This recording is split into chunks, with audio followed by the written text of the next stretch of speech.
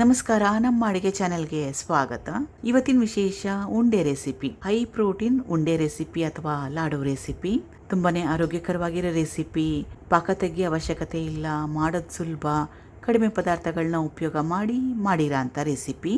ಮೊದಲನೇ ಸ್ಟೆಪ್ಪಲ್ಲಿ ಬಾಣಲೆ ಇಟ್ಕೊಂಡಿದ್ದೀನಿ. ಸಣ್ಣ ಉರಿಯಲ್ಲಿ ಇಟ್ಕೊಳ್ಳಿ. ಅರ್ಧ ಕೆಜಿಯಷ್ಟು ಅಗಸೆ ಬೀಜ ಅಥವಾ ಫ್ಲ್ಯಾಕ್ ಸೀಡ್ಸ್ ಅಂತಾರಲ್ಲ ಅದು. ಚಟಪಟ ಅಂತ ಶಬ್ದ ಬರಬೇಕು, ಹಸಿ ವಾಸನೆ ಹೋಗಬೇಕು, ಕ್ರಿಸ್ಪಿ ಆಗಬೇಕು, ಅಲ್ಲಿವರೆಗೂ ಹುರ್ಕೋಬೇಕು. 4-5 ನಿಮಿಷ ಸಣ್ಣ ಉರಿಯಲ್ಲಿ ಹುರ್ಕೊಂಡ್ರೆ ಸಾಕಾಗುತ್ತೆ. ಹುರಿದಿದ್ದಾಗಿದೆ. ಬೇರೆ ಬಟ್ಲಿಗೆ ಸೇರಿಸ್ಕೊಳ್ತಾ ಇದ್ದೀನಿ. ಮತ್ತೊಮ್ಮೆ ಬಾಣಲೆ ಇಟ್ಕೊಂಡಿದ್ದೀನಿ. ಸುಮಾರು 2 ಟೇಬಲ್ ಸ್ಪೂನ್ ಅಷ್ಟು ತುಪ್ಪ. ಇದು ಬಾದಾಮಿ, ಗೋಡಂಬಿ, ಪಿಸ್ತಾ. ಸುಮಾರು 150 ಗ್ರಾಮ್ಸ್ ಅಷ್ಟಿದೆ.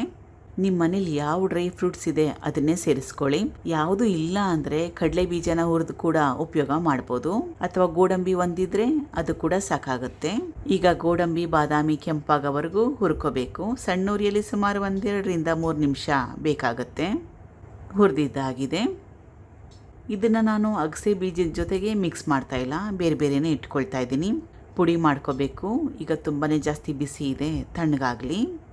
ಈಗ ಎಲ್ಲ ಪದಾರ್ಥಗಳು ತಣ್ಣಗಾಗಿದೆ. ಪುಡಿ ಮಾಡ್ಕೊಳ್ತಾ ಇದ್ದೀನಿ.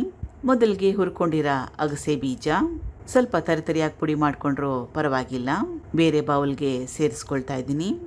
ಕ್ವಾಂಟಿಟಿ ಜಾಸ್ತಿ ಇತ್ತು, 2 ಸಲ ಪುಡಿ ಮಾಡ್ಕೊಳ್ತಾ ಇದ್ದೀನಿ. ಇದು ಹುರಿದಿಟ್ಕೊಂಡಿದ್ನಲ್ಲ ಗೋಡಂಬಿ, ಬಾದಾಮಿ ಮತ್ತು ಪಿಸ್ತಾ ಅದು. ಇದು ತುಂಬಾ ಜಾಸ್ತಿ ನುಣ್ಣಗಾಗೋದಿಲ್ಲ, ತರಿತರಿಯಾಗಿ ಪುಡಿ ಮಾಡಿಕೊಂಡ್ರೆ ಸಾಕಾಗುತ್ತೆ. ನೋಡಿ, ಇಷ್ಟು ಮಟ್ಟಕ್ಕೆ ಪುಡಿ ಮಾಡಿಕೊಂಡ್ರೆ ಸಾಕು. ಯಾವುದರಲ್ಲಿ ನಾವು ಅಗಸೆ ಬೀಜದ ಪುಡಿನ ಹಾಕ್ಕೊಂಡಿದ್ವಲ್ಲ ಅದರಲ್ಲೇ ಸೇರಿಸ್ಕೊಳ್ಳೋಣ. ಈಗ ಚೆನ್ನಾಗಿ ಎಲ್ಲ ಪದಾರ್ಥಗಳು ಹೊಂದ್ಕೊಳ್ಳೋ ಥರ ಮಿಕ್ಸ್ ಮಾಡ್ಕೋಬೇಕು. ಕಲಸಿದ್ದಾಗಿದೆ. ಮುಂದಿನ ಸ್ಟೆಪ್ ಏನಂತ ನೋಡ್ಕೊಳ್ಳೋಣ. ಬಾಣಲೆ ಇಟ್ಕೊಂಡಿದ್ದೀನಿ. ಮತ್ತೊಮ್ಮೆ ಅರ್ಧ ಕೆಜಿಯಷ್ಟು ಬೆಲ್ಲ. ಇದು ಆರ್ಗ್ಯಾನಿಕ್ ಬೆಲ್ಲ ಇದೆ. ಅಗಸೆ ಬೀಜ ಕೂಡ ಅರ್ಧ ಕೆಜಿಯಷ್ಟು ತಗೊಂಡಿದ್ದೆ. ನಿಮಗೆ ಸಿಹಿ ಕಡಿಮೆ ಇಷ್ಟ ಇದ್ದರೆ ಇದರ ಕ್ವಾಂಟಿಟಿನ, ಬೆಲ್ಲದ ಕ್ವಾಂಟಿಟಿನ ಕಡಿಮೆ ಹಾಕ್ಕೊಳ್ಳಿ. 3-4 ಟೇಬಲ್ ಸ್ಪೂನ್ ಅಷ್ಟು ನೀರು, ಇಷ್ಟೇ ಸಾಕು. ಇದಕ್ಕಿಂತಲೂ ಜಾಸ್ತಿ ಹಾಕೊಳ್ಳೋ ಅವಶ್ಯಕತೆ ಇಲ್ಲ. ಬೆಲ್ಲನ ಸಂಪೂರ್ಣವಾಗಿ ಕರಗಿಸ್ಕೋಬೇಕು. ಮೊದಲೇ ಹೇಳ್ದಂಗೆ ಪಾಕ ತೆಗಿಯೋ ಅವಶ್ಯಕತೆ ಏನಿಲ್ಲ. ಬೆಲ್ಲ ಕರಗಿದೆ. ಈ ರೀತಿಯಾಗಿ ಎತ್ತಿದ್ರೆ ಸ್ಪೂನ್ನ ಇದ್ರ ಮೇಲೆ 1 ಲೇಯರ್ ಅಷ್ಟು ಅಂಟ್ಕೊಂಡಿರಬೇಕು. ಸ್ವಲ್ಪ ಗಟ್ಟಿಯಾದರೆ ಸಾಕು. ಗ್ಯಾಸ್ ಸ್ಟವ್ನ ಆಫ್ ಮಾಡ್ಕೊಳ್ತಾ ಇದ್ದೀನಿ. ಎಲ್ಲ ಕರಗಿಸ್ಕೊಂಡಿರೋ ಬೆಲ್ಲನ ಒಟ್ಟಿಗೆ ಹಾಕೊಳ್ಳೋಕೆ ಹೋಗ್ಬೇಡಿ. ಸ್ವಲ್ಪ ಕಲಿಸ್ತಾ ಅವಶ್ಯಕತೆ ಬಿದ್ದಾಗ ಸೇರಿಸ್ತಾ ಹೋಗಿ. ಈಳಿರೋ ಕ್ವಾಂಟಿಟಿನ, ಸ್ಟೆಪ್ಸ್ನ ಫಾಲೋ ಮಾಡಿ ಕರೆಕ್ಟಾಗಿ ಬರುತ್ತೆ. ಸ್ಟಾರ್ಟಿಂಗಲ್ಲೇ ಕೈ ಹಾಕೋಕೆ ಹೋಗ್ಬಿಡಿ. ಕರಗಿಸ್ಕೊಂಡಿರೋ ಬೆಲ್ಲ ತುಂಬಾ ಜಾಸ್ತಿ ಬಿಸಿ ಇರುತ್ತೆ. ಸ್ಪೂನ್ ಸಹಾಯದಿಂದ ಕಲಿಸ್ಕೋಬೇಕು. ಉಂಡೆ ಮಾಡೋದು ಕೂಡ ತುಂಬಾ ಸುಲಭ, ಬೇಗ ಹೊಂದ್ಕೊಳ್ಳುತ್ತಿದ್ದು. ಉಂಡೆ ಕಟ್ಟಿದ ನಂತರ ಇದ್ರ ಮೇಲೆ ಸ್ವಲ್ಪ ಗಸಗಸೆನ ಹಾಕೊಳ್ತಾ ಇದ್ದೀನಿ.